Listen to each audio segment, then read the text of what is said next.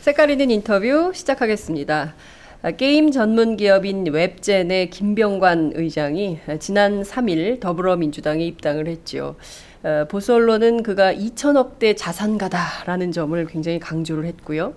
진보 언론은 그가 청년 문제에 상당히 주목하고 있다라고 얘기를 했습니다.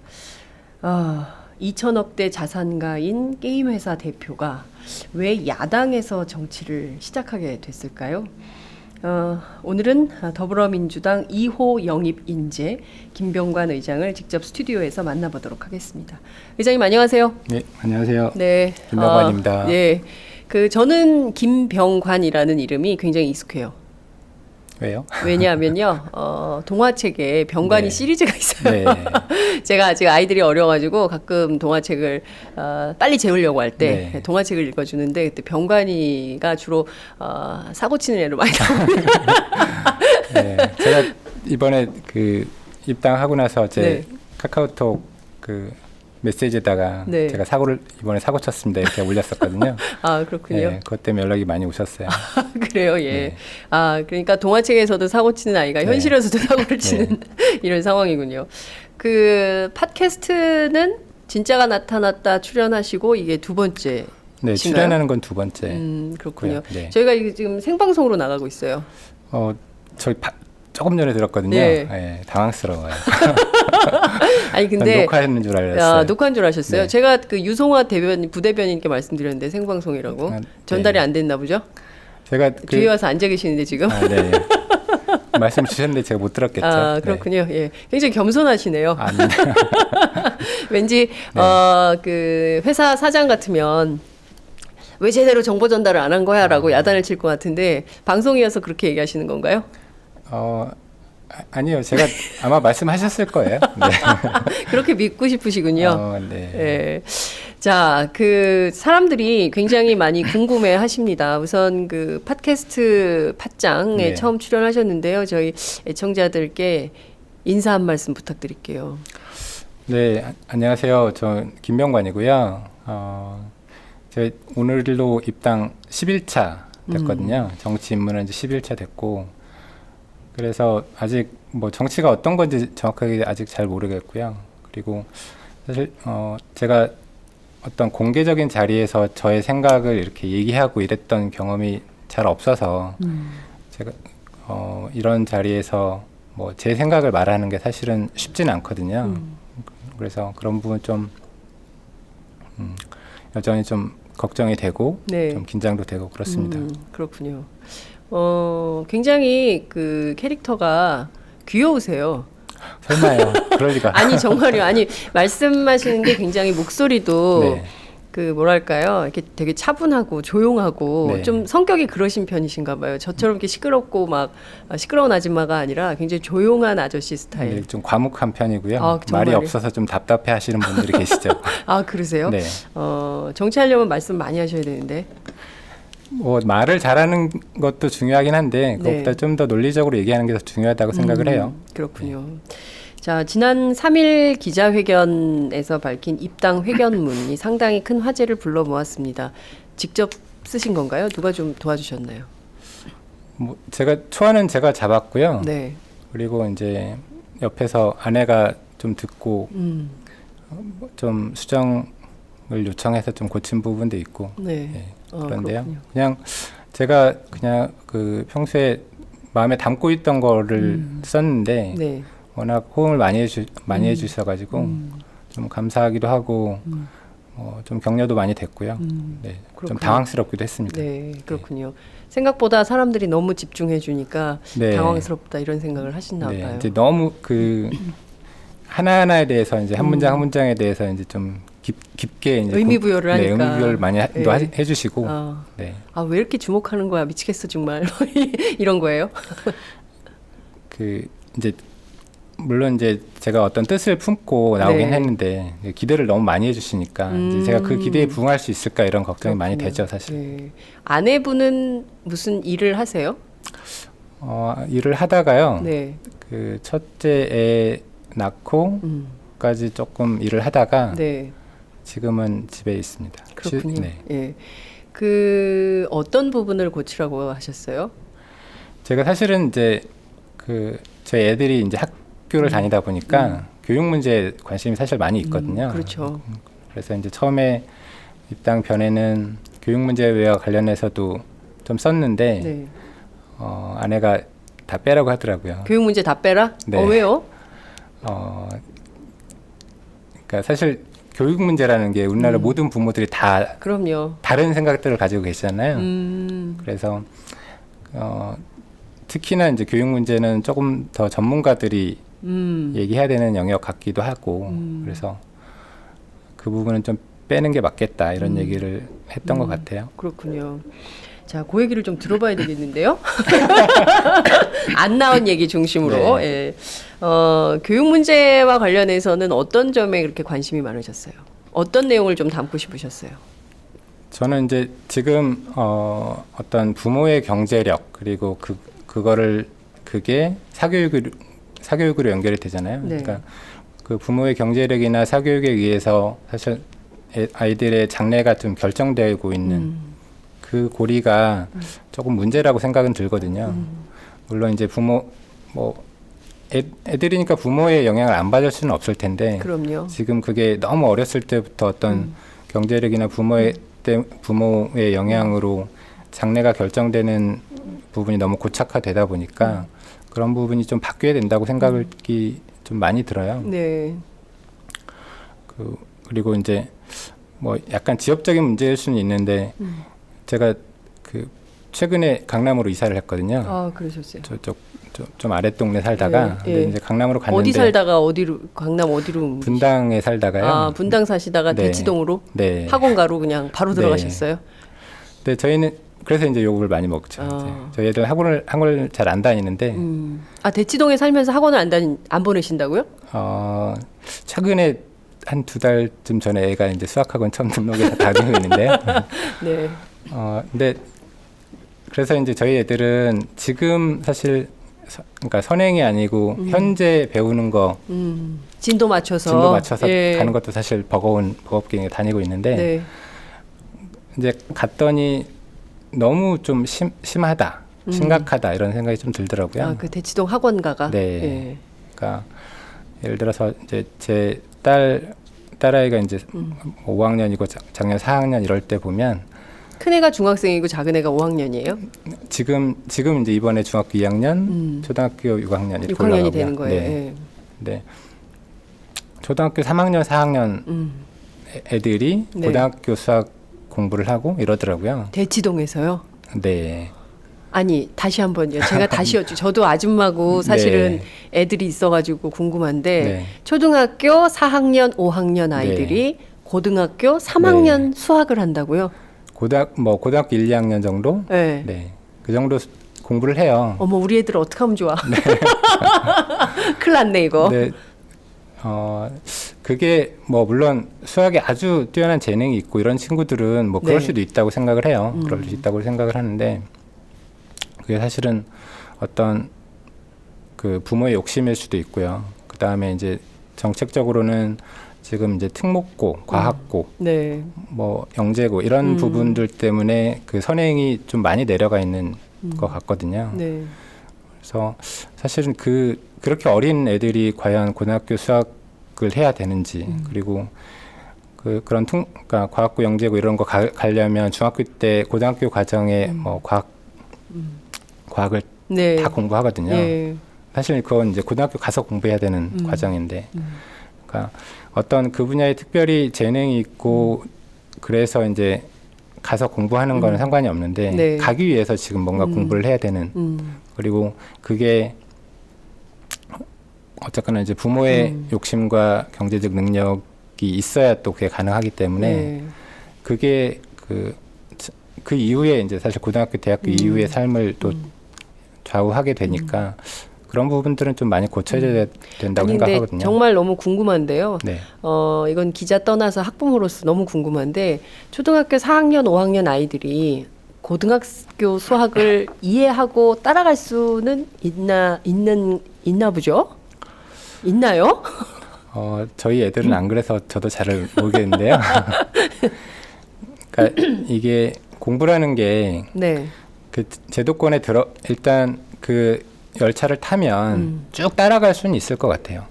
저도 이제 쭉 따라갈 수는 있을 것 같은데 그거를 정말 이해하고 있는지는 저도 잘은 모르겠어요. 네, 그렇군요. 그러니까 일단 엄마가 하라 그러니까 어릴 때부터 학원을 다니면서 그 수업을 받고 다른 애들도 하니까 나도 따라서 하긴 하는데 도대체 그걸 왜 하는지는 모르는 거예요.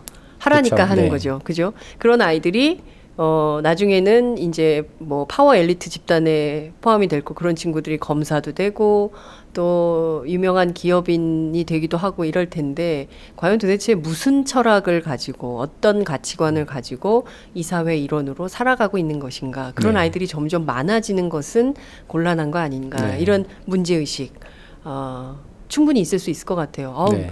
대치동 무섭다. 야, 네, 무섭습니다. 예? 아니 무서워요. 이야, 대단하네요. 고등학교 수학을 초등학생들이 그렇게 풀고 있다. 한편으로는 좀 가엽기도 하네요. 한창 네. 축구하고 놀아야 되는 나이에 예? 아이들이 앉아가지고 그냥 전부 수학 문제집 끼고 앉아 있다. 그 아이들이 과연 행복감을 느낄까 이런 것도 좀 고민이 좀 되는데요. 저희가 좀 찬찬히 얘기를 하나하나 네. 좀 풀어가 보도록 하지요.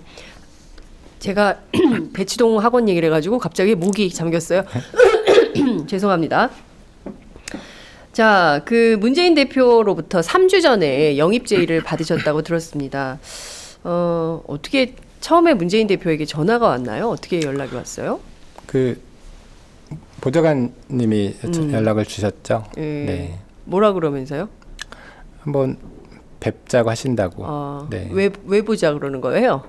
그러니까 저 여쭤보진 않았는데 네. 당에서 계신 분이 이제 좀 추천을 하셨나 봐요. 그래서 이제 이런 사람이 있다. 네. 예. 그래서 내부에서 검토 해보시고 뭐 좀 괜찮은 것 같다라고 생각을 드셨는지 이제 한번 보자고 해서 어디서 만나셨어요? 저는 의원실 문재인 의원실에서 네. 남들은 호텔에서도 만나고 맛있는 커피도 사주고 그러던데 의원실에서 만났어요? 네. 좀 그렇다. 예. 워낙 바쁘셔가지고요. 외부에서 뭐 좀 잡아볼까 하다가 네. 결국은 못 잡고 그냥 의원실에서 그렇군요. 뵀어요. 네. 처음 만나니까 어떻든가요? 처음 봤을 때는 제가 이제 딱 들어갔는데 네. 제 자료를 이렇게 보고 있었어요? 뭐야 면접 시험이야 뭐야 왜 이래? 가지고 그래서 조금 당황스럽기도 했는데 네. 그 어쨌건 많이 그 고민을 하셨겠죠. 예, 어떤 사람인지 좀 보셨을 거고 그리고 뭐 저한테 이런저런 말씀 좀 많이 하셨거든요. 이제 제일 제가 이제 저한테 와닿았던 부분이 그 정치권이 사실 되게 시끄럽고 뭐 욕도 많이 먹고 하는데 결국 국민들한테 좀 믿음을 줘야 되고 그러려면 이 정당이 좀 일 잘하는 정당 뭐 요즘 당에서 뭐 유능한 경제정당 이런 네. 말도 쓰는데 좀 그런 일 잘하는 정당이 됐으면 좋겠다. 그리고 뭐 특히 뭐 저 같은 경우는 지금 어떤 청년 세대들의 어려움들, 그러니까 그런 부분들을 좀 이해할 수 있는 좀 젊은 사람, 네. 뭐 제 입으로 얘기하는 건 좀 그렇지만 젊고 유능한 사람들이 좀 당에 많았으면 좋겠다. 그래서 그런 분들이 많이 필요해서 네. 와서 좀 도와줬으면 좋겠다 이런 말씀을 하셨거든요. 네. 그 얘기를 듣고 문재인이라는 사람이랑 한번 정치를 같이 해봐도 되겠다라는 생각이 들으셨어요? 뭐 사실 문 대표님은 언론에서 워낙 많이 접했기 때문에 네. 그 자리에서 뭐 그분을 뭐 그분에 대해서 어떻다 저렇다 이런 생각을 할 수는 없었고요. 네. 근데 이제 제가 지난번에 진짜가 나타났다 해서도 말씀드렸는데 갔는데 저 이제 게임업계 현안에 대해서 뭐 많이 알고 계시더라고요. 문재인 대표가요? 네. 그래서 게임도 하시나 봐요? 게임을 게임은 안 하신대요, 모르겠는데. 유성환 대변인이. 네, 이제 현안에 대해서 아시고 네. 그리고 뭐 그래서 그 약간 그 부분에 대해서는 좀 호감이 갔죠. 네. 뭔가 좀 알고. 네. 근데 이제 그게 저를 만나기 위해서 그냥 스터디한 게 아니라. 스터디한 그런 느낌은 아니었고 그래요? 평소에 알고 계셨던 것 같은. 그렇군요. 네. 예. 무슨 산업 전반에 대해서 알고 있다 하더라도 정치라는 게 도원결의 이런 것도 필요한 거고요. 뭔가 저 사람하고 내가 한 배를 타서 제대로 된 정치를 할 수 있을 것인가에 대한 확신? 뭐 이런 것들도 좀 있어야 되잖아요. 근데 딱 한 번 만나고 그런 결의를 하시게 된 건가요? 그러게요. 누구는 삼고초려도 하고 10고초려도 하고 그러는데 단박에 받았어. 네. 뭐 그렇게 뵙고 나서 네. 고민의 시간이 좀 있었어요. 네. 고민할 시간을 많이 주시지는 않았는데 네. 개인적으로 고민을 좀 많이 했죠. 네. 네. 저는 같이 할 만하다고 생각을 했어요.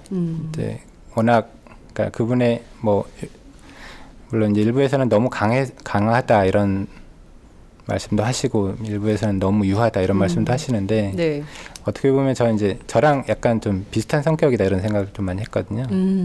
그래서 맞아요. 그분도 좀 과묵한 편이시잖아요. 네. 네. 그래서 좀 더 이해가 되기도 했고요. 그분이. 네.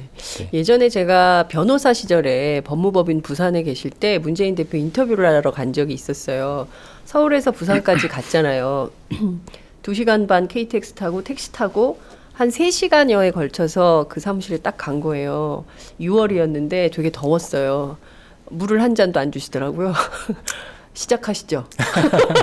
그래서 네. 그러고 이제 얘기를 하는데 대체로 그때는 별로 이제 기자들 만난 정치 안 한다 뭐 이러고 막 이럴 때여가지고 기자들 만나는 것도 별로 안 좋아하시고 뭐 이러셨는지 뭐 질문을 던지는 것마다 너무 짧게 대답하시군요. 네. 아니요. 네. 이래가지고, 제가 막 너무 힘든 거예요. 그 질문하면은 질문을 짧게 던져도 답변을 길게 하는 사람이 저희는 좋거든요. 근데 너무 길게도 안 되지만. 근데 이분 너무 짧게 하니까, 나중에 조금 막 제가 진짜 등에서 식은땀이 줄줄 흘렀던 그런 기억이 납니다. 저도 그분도 되게 여기 오니까 물 안 과묵해요. 주시던데요. 그래요, 맞아요. 네, 제가 달라고 했어요. 네. 맞아요. 그 디테일이 강하시다. 네. 막 이런 얘기 다 지적을 하시고. 물 한 잔 더 드릴까요? 아니, 아직 있습니다. 아직 남았어요? 네. 알겠습니다. 자, 그런데 누가 이렇게 정치를 하자 그래도 평상시에 정치에 대한 뜻이 없다면, 그리고 내가 좀 뭔가 좀 해봐야겠다 이런 생각이 없다면 선뜻 받기 어려운 잔일 것 같아요. 정치라는 잔이. 평소에 좀 정치에 관심이 좀 있으셨나요? 정치 좀 해봐야겠다 이런 생각이 있으셨어요? 정치를 해봐야겠다는 생각을 해본 적은 없고요. 네. 근데 정치에 기본적으로 관심이 좀 많은 편이긴 하고요. 그리고 가장 이제 직접적인 계기는 문 대표님께서 제안을 해주셔가지고 이제 하겠다라는 생각을 품게 되긴 했는데, 네. 그 전에는 사실은 그 지금 뭐 우리나라 저는 이제 민주당의 적통은 더불어민주당이라고 생각하거든요. 뭐 그렇게 생각 안 하시는 분도 있지만 네. 어쨌건 근데 이 더불어민주당이 사실 제1야당으로서 좀 힘있게 정치를 펼쳐 나가야 된다고 생각을 하는데 지금 최근에 이제 어떤 분열 사태가 나오고 이러는 모습을 지켜보는 게 좀 너무 안타까웠고요. 네. 그게 이제 제가 들어가서 조금이라도 좀 보탬이 될 수 있으면 좋겠다 이런 생각을 하게 됐어요. 네. 이제 그게 하나의 계기가 됐고 물론 이제 제 마음속에는 제가 사실 어렸을 때부터 이제 지금까지 성장해 오고 제가 이 자리 오기까지 사실 많은 분들이 도와주셨거든요. 뭐 개인적으로 도와주셨던 분들도 있고 이 사회가 저를 도와준 부분들도 있고 그래서 제가 나중에는 뭐 좀 이런 사회 보답을 좀 하고 싶다 이런 생각을 항상 하면서 살아왔기 때문에 네. 그러니까 그게 이제 사실 정치라는 수단을 생각해 본 적은 없는데 네. 그게 이제 이번 기회에 정치라는 수단을 통해서 좀 다시 기여하고 싶다 이런 생각을 또 하게 된 거고요. 그렇군요. 주로 사람들이 술 마시면 국가가 나한테 해준 게 뭐가 있어? 사회가 해준 게 뭐가 있어? 이 나라가 나한테 해준 게 뭐가 있어? 뭐 이런 얘기를 많이 하는데 어떤 도움을 그렇게 많이 받으셨어요? 사회로부터, 주변으로부터 어떤 도움을 그렇게 많이 받으셨습니까? 뭐 굳이 따지면 제가 사회로부터 피해를 입은 것들도 많이 있는데 네. 뭐 근데 사실 그 도움을 받은 게 저는 더 많은 것 같아요. 그러니까 예를 들어서 뭐 개인적으로는 제가 진짜에서도 한번 말씀드렸는데 제가 고등학교 때 저희 담임 선생님이 좀 많이 도와주셨거든요. 그리고 고3 때 담임 선생님이요? 네.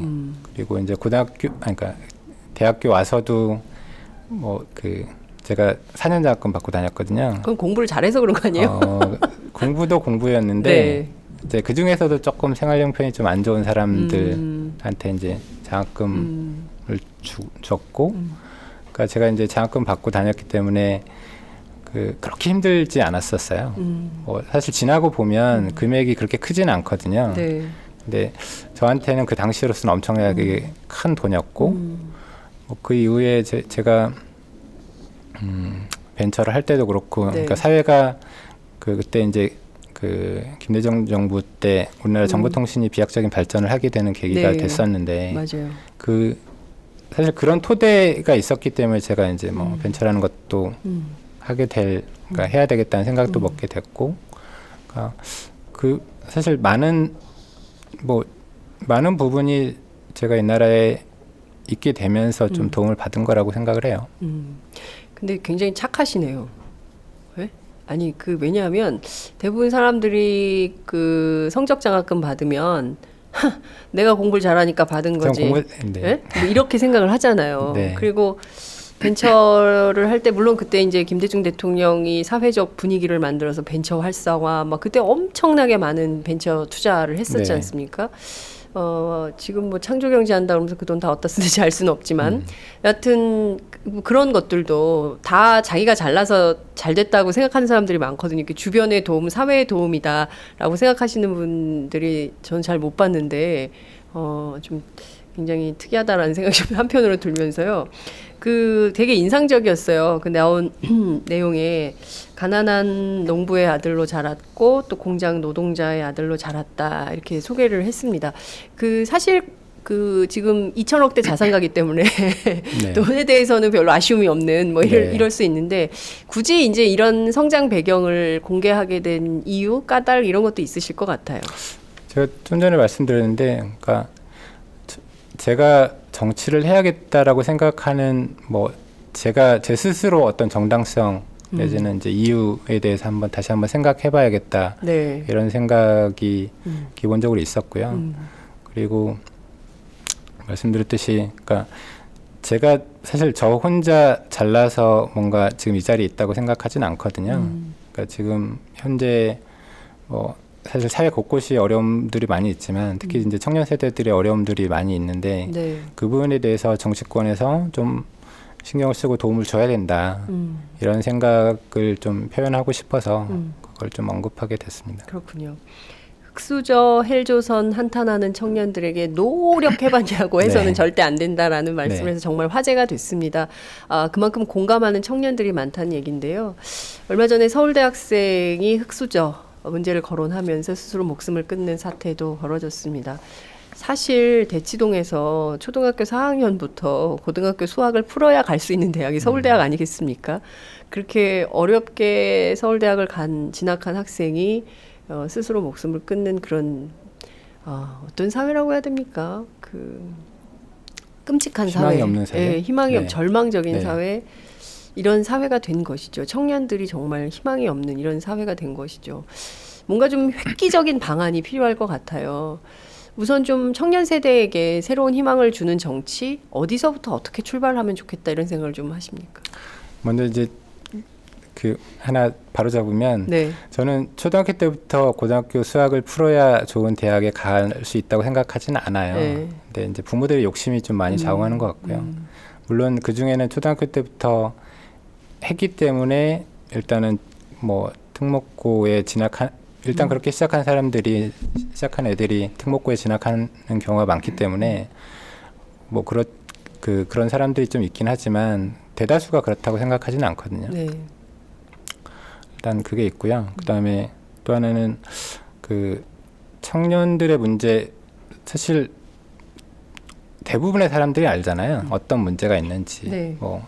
예를 들어서 대학 등록금 문제라든지 그리고 등록금을 사실 저희 때는 네. 사실 불과 얼마 전까지만 해도 등록금이라는 게 아르바이트 좀 하고 네. 그러면 충분히 등록금 마련하고 생활비 벌어서 이제 학교 다닐 수 있는 그 정도 수준이 됐는데 네. 지금은 그렇게 해서 아르바이트해서 등록금을 마련할 수 있는 상황이 아니거든요. 그렇습니다. 그러다 보니까 휴학도 해야 되고 그리고 공부할 시간은 없고 이게 계속 악순환인 네. 거죠. 그래서 저는 가장 심각한 게 대학 등록금 문제라고 생각을 해요, 사실은.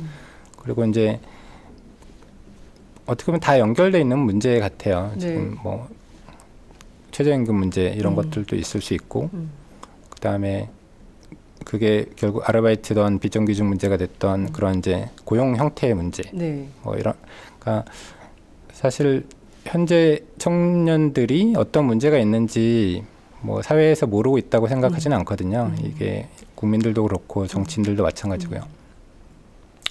근데 그거를 이제 해결하기 위한 노력을 좀 많이 해야 되는 것 같은데 정치권에서 사실 그런 노력을 좀 덜 하시는 것 같아요. 그게 어쨌거나 표로 좀 덜 연결되니까 어떤 구호로서는 예. 많이들 얘기하시는데 실질적인 노력을 좀 덜 하시는 것 같다라는 느낌은 저는 좀 있고요.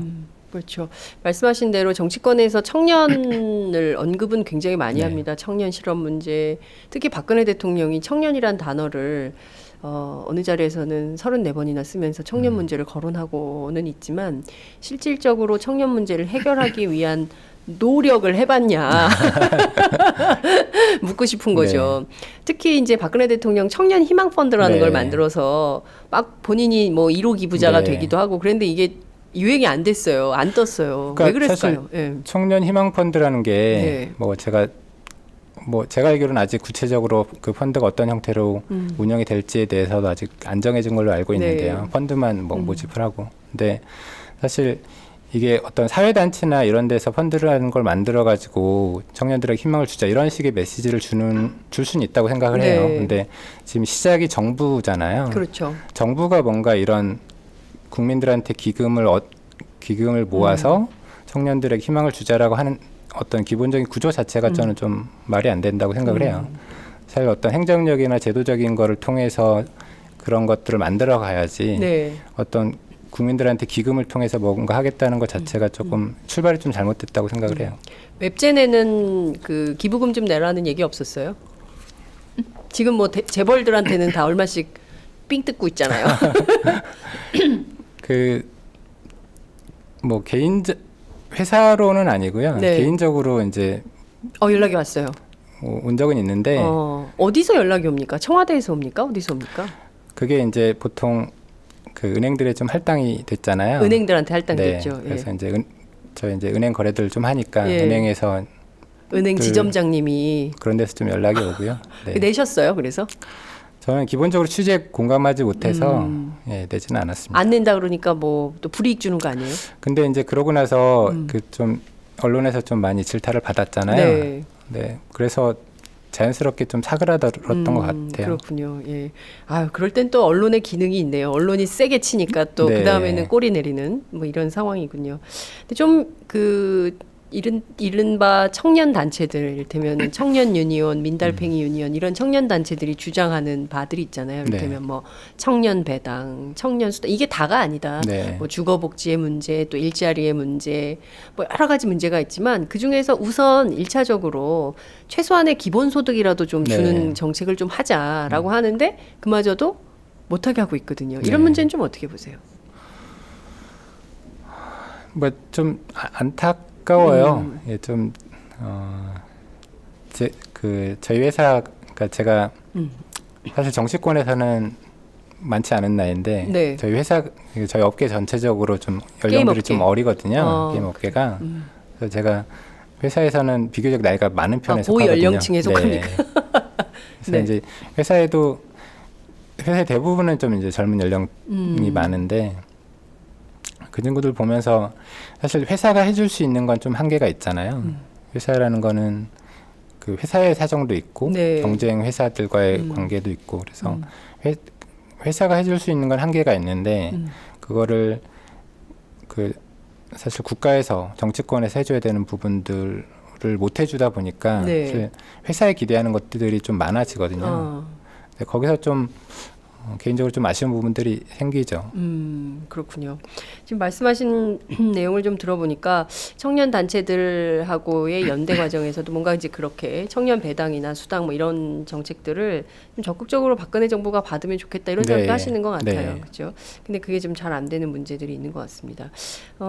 게임 업계가요. 환영하는 분위기인 것 같더라고요. 그래서 왜 그런가 봤더니 게임 업계 최초의 정치 진출이다. 그래서 김병관 의장을 필두로 해서 다른 사장님들도 좀 하시라. 그래서 게임 산업을 발전시키시라 이런 네. 요구가 있는 것 같더라고요. 네. 실제로 좀 그 업계 내부에서 좀 의논을 하셨어요? 아니요. 제가 온다고 하니까 네. 사실 이제 시간이 많지 않았었기 때문에 그리고 이걸 공개적으로 이렇게 여쭤보고 뭐 이럴 수는 없었고요. 그래서 저는 이제 가족하고 저희 회사의 이사분들하고만 의논을 했거든요. 네. 이제 업계에 있는 다른 분들하고는 상의를 못 했는데요.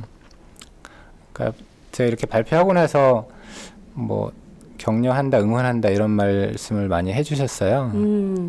뭐 의외다 이런 말씀도 좀 해주셨고 왜냐하면 제가 업계 내에서도 이렇게 막 나서고 이러지 않거든요. 되게 조용한 스타일이신 원래, 것 같아요. 네. 예. 그래서 어떤 개인적인 만남들이야 좀 많이 하지만 공개적으로 이렇게 나서서 일을 하는 편은 아니어서 그래서 좀 의외다 이런 말씀이 있었는데 좀 그런 것 같아요. 그러니까 게임 업계의 가장 큰 문제, 가장 큰 현안, 뭐 물론 개별 어떤 법적인 것들도 있지만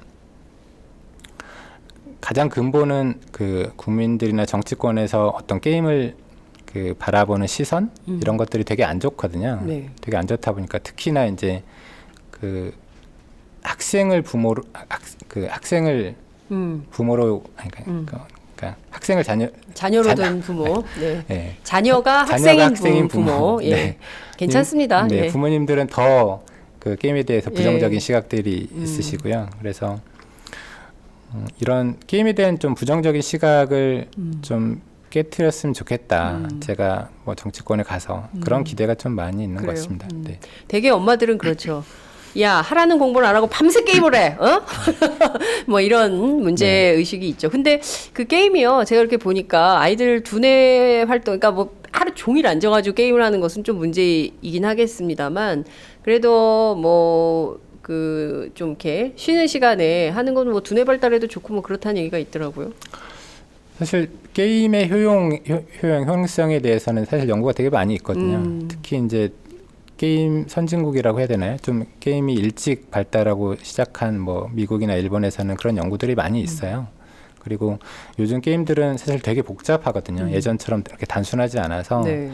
그 안에서 어떤 사람들 간의 어떤 커뮤니케이션 스킬이나 물론 이제 나쁜 걸 배울 수도 있어요. 네. 커뮤니케이션 스킬이나 이런 것도 배울 수 있고 그다음에 요즘 그 안에 있는 어떤 경제 시스템 이런 것들이 사실 되게 복잡해요. 예전처럼 단순하지 않고. 네. 그래서 그런 어떤 경제관념이나 이런 것들도 많이 배울 수도 있고 그 충분히 게임에서 얻을 수 있는 배울 수 있는 것들이 많이 있다고 생각을 하거든요. 그래서 그거를 가지고 뭐 대학 같은 데서 그 교재로 활용하기도 하고요. 근데 게임을 그러니까 공부할 시간에 왜 게임을 하냐 이런 거잖아요.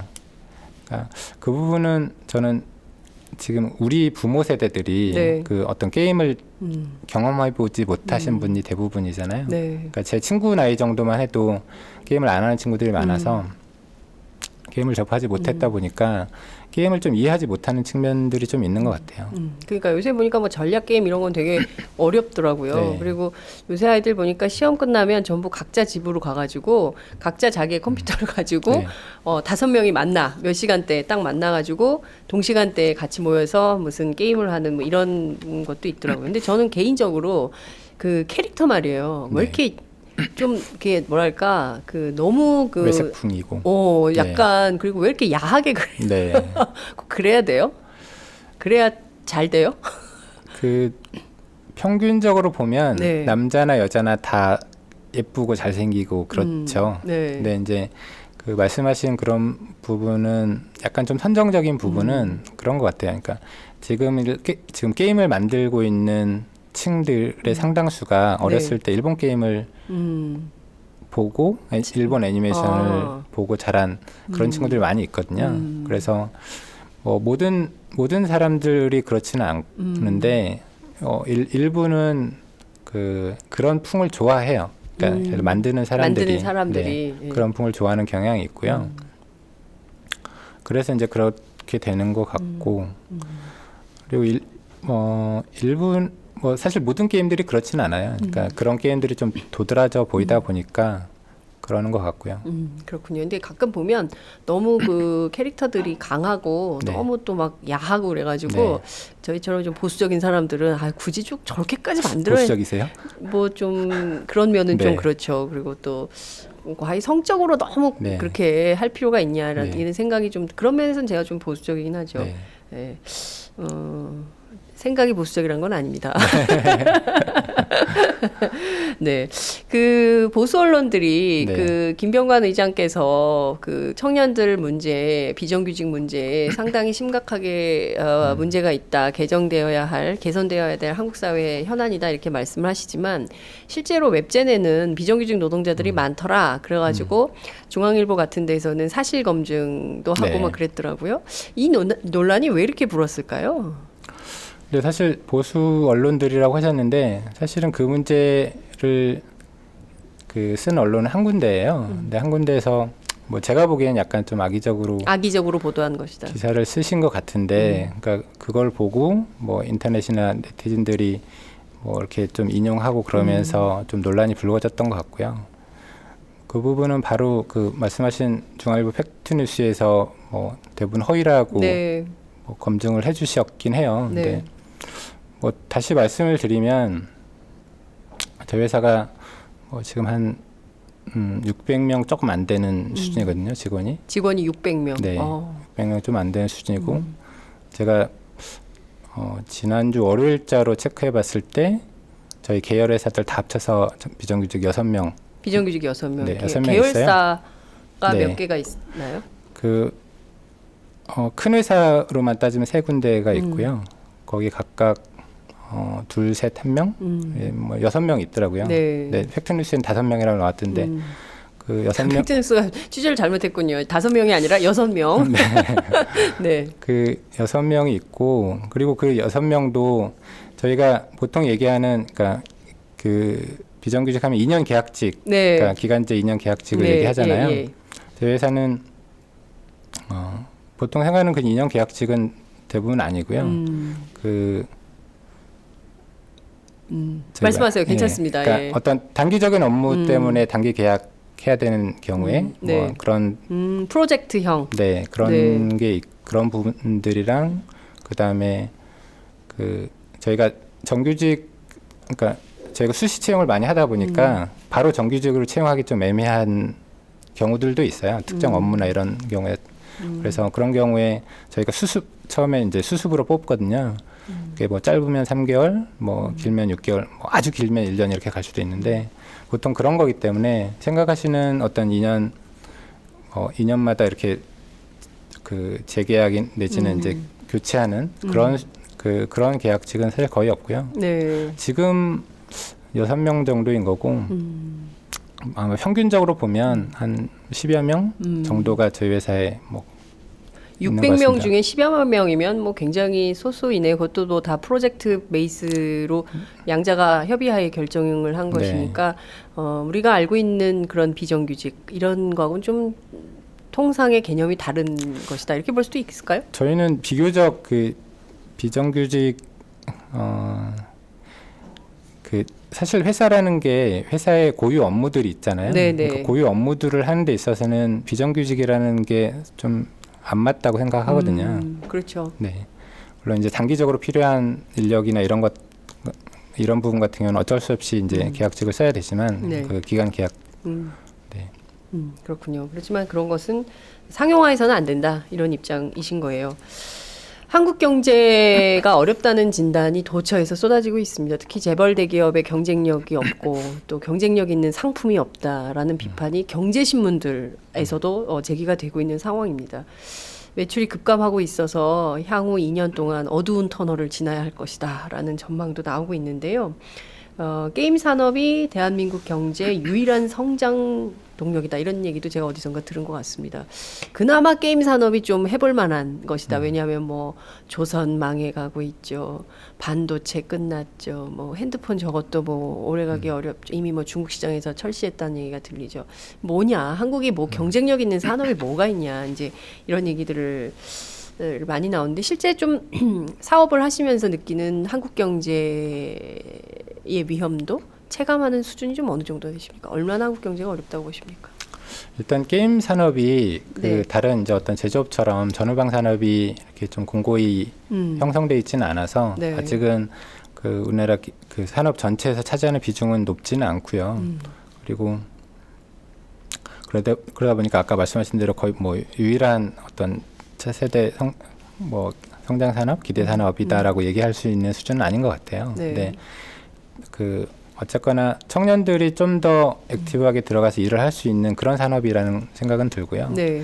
그리고 다행히 이 게임 산업은 경기에 민감하게 반응하지 않거든요.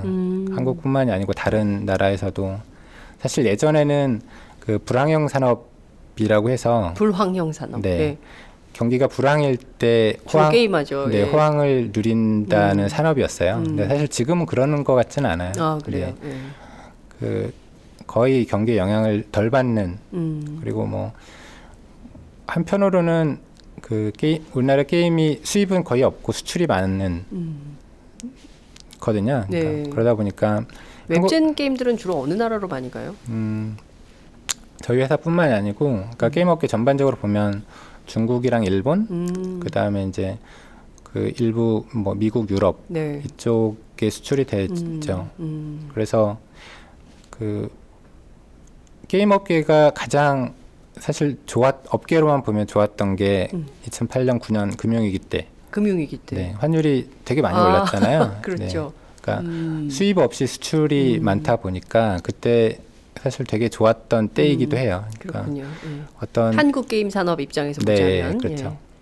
그래서 경기가 어려울 때 어쨌거나 그걸 상쇄하고 보완해 주신 어떤 산업이 좀 필요한데 그거의 하나로 게임 산업도 좋은 대안이 될 수 있다고 생각을 해요. 그렇군요.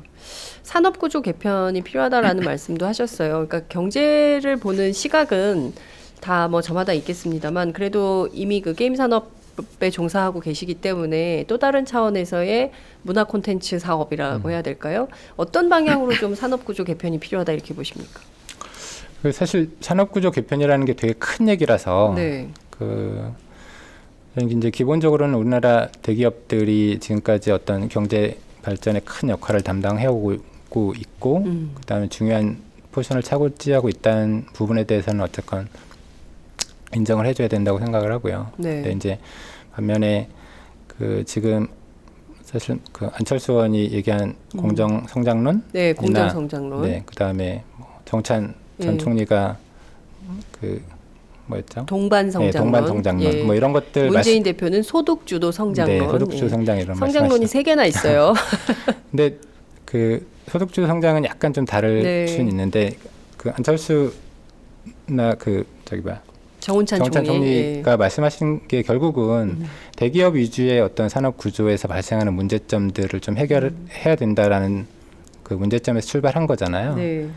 그 저도 이제 그런 부분에 좀 공감이 많이 돼요. 그러니까 물론 이제 그 해결 방법으로 뭐 예를 들어서 뭐 계열분리 명령제나 뭐 초과이익 공유제나 뭐 여러 가지 방법들이 있을 수 있을 텐데 네.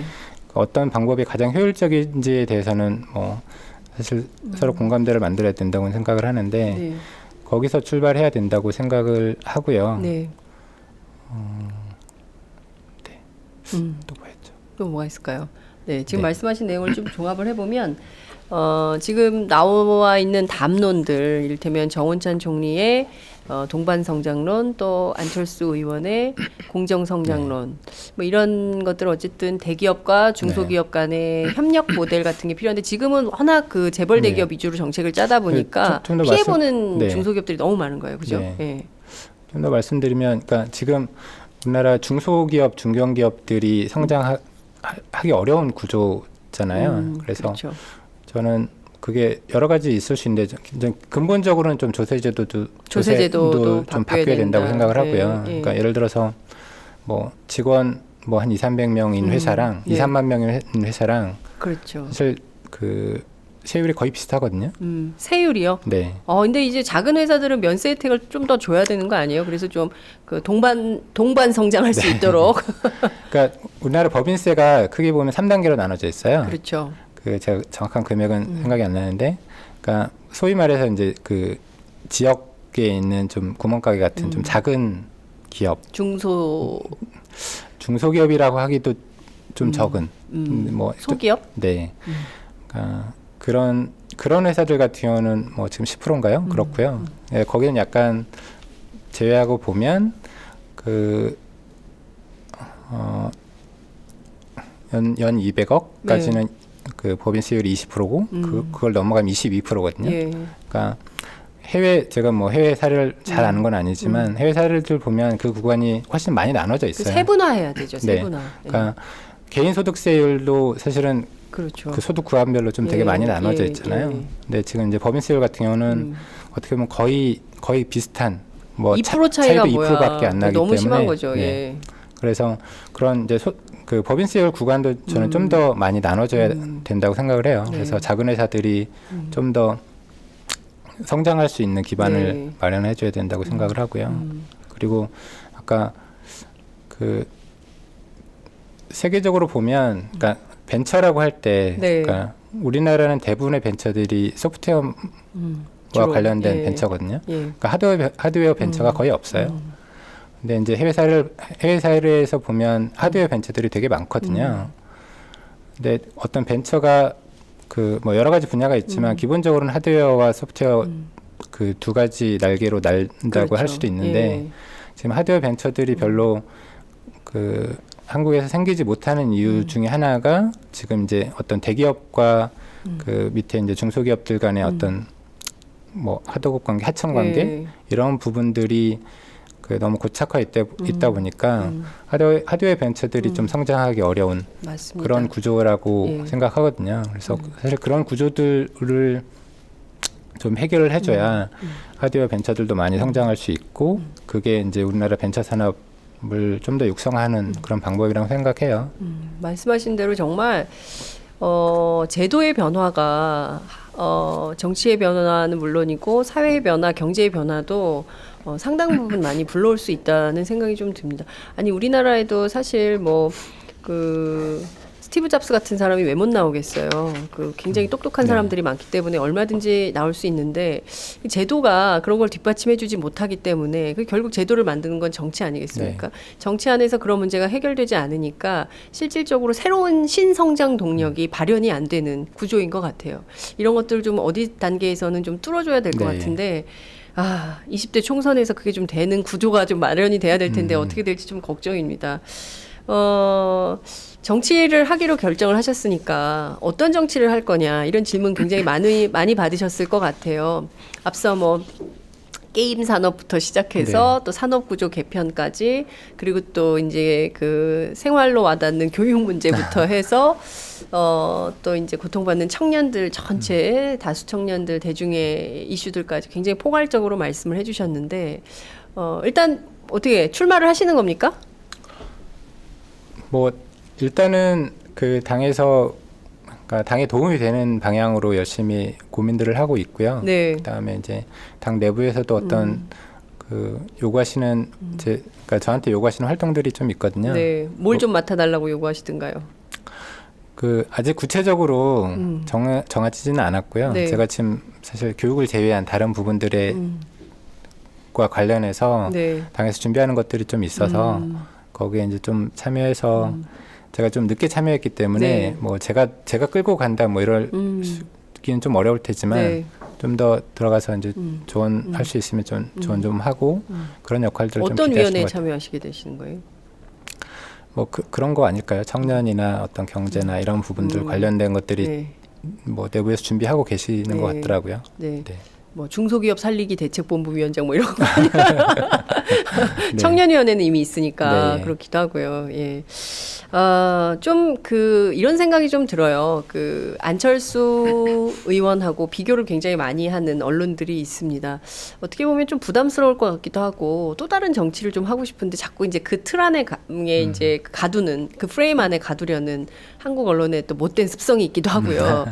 답답하신 점도 있으실 것 같다는 생각이 좀 들기도 하는데 좀 뭘 좀 제일 먼저 좀 하고 싶으세요? 좀 다른 기업가 출신 또 벤처기업가 출신 정치인답게 뭔가 좀 새로운 정치를 어디서부터 어떻게 출발을 하고 싶으신지 그것도 좀 굉장히 궁금합니다. 사실 뭐 솔직히 말씀드려서 제가 아직 아까 말씀드렸지만 입당 11차 정치 참여 11차라서 네.